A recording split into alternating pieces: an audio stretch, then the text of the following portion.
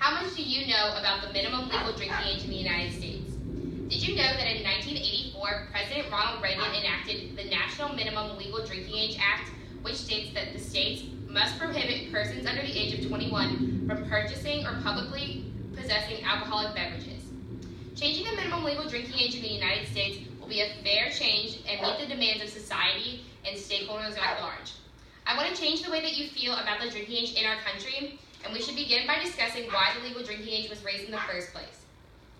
It was raised because in the 1980s there was a rise of drunk driving in the country, and obviously that's a problem. Drunk driving is in fact a problem. However, the solution to drunk driving is not having a minimum legal drinking age of 21 in the country. There are other solutions that can help to reduce the problem. Drunk driving can never be eliminated fully. Other solutions can be awareness campaigns and government emphasis on programs that will help raise awareness about drunk driving and help to prevent it in the future. Mothers Against Drunk Driving is just one organization that is trying to keep the national minimum legal drinking age at 21 in order to reduce drunk driving, but there simply are other solutions to the problem. A main reason that the legal drinking age should be lowered in the first place is the age of majority in the United States. As you can see from this map, the age of majority in the United States is 18, and the rest of the green on the map are other countries around the world that have a minimum legal drinking age age of majority, I should say, of 18 as well.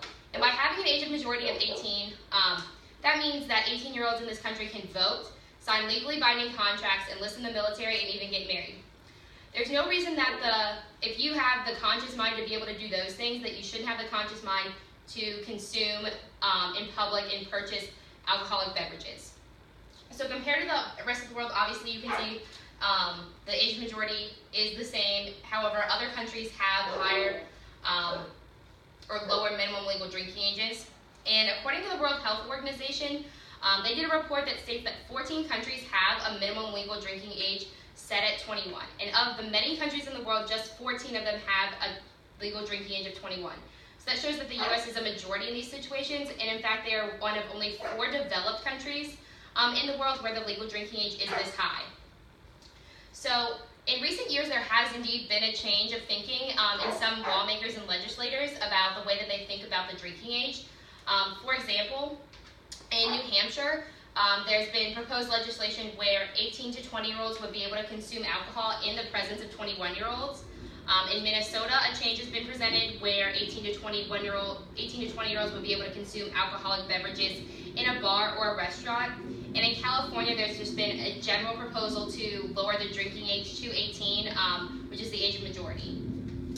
One of the biggest proponents of change for the drinking age has been the Amethyst Initiative, which is written by college chancellors and presidents, over 100 of them, in fact, that agree that 21 is not a fair legal drinking age anymore.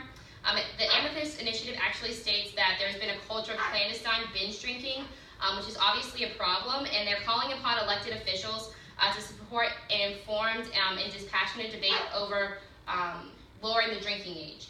So this shows that there's definitely an urgency in some legislators' minds that this policy, a change in this policy would be beneficial because it is outdated and could have possible economic benefits. So by lowering the national minimum legal drinking age in the United States, there will be a change for stakeholders, especially 18 to 21-year-olds who will be able to live with a changed policy. So if we draw enough attention to this issue by looking at facts and comparing ourselves to the rest of the world, lawmakers will be forced to listen to the want of a fair legal drinking age that fits the needs of today's society. This is Emily Bustria for CST 100 with Professor Perriman.